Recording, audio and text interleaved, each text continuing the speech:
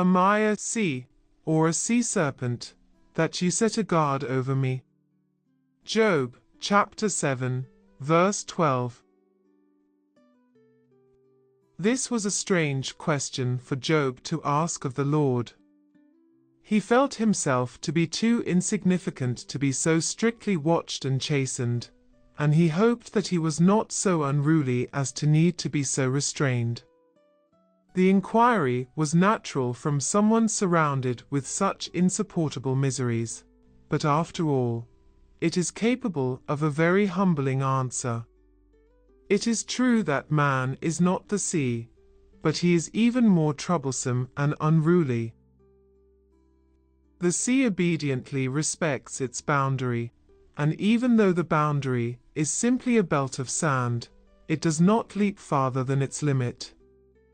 As mighty as it is, it hears the divine hitherto, and when most raging with storms, it respects the word. But self-willed man defies heaven and oppresses earth, and there is no end to this rebellious rage. The sea, obedient to the moon, ebbs and flows with ceaseless regularity, and thus renders an active as well as a passive obedience, but man, restless beyond his sphere, sleeps while doing his job, and is sluggish when he should be active. He will neither come nor go at the divine command, but stubbornly prefers to do what he should not, and to leave undone that which is required of him.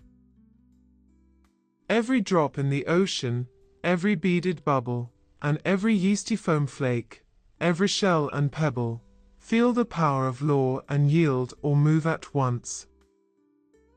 Oh, that our nature were even 1,000th part as much conformed to the will of God!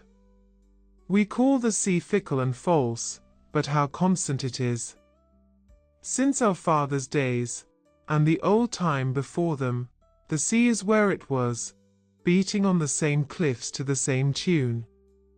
We know where to find it.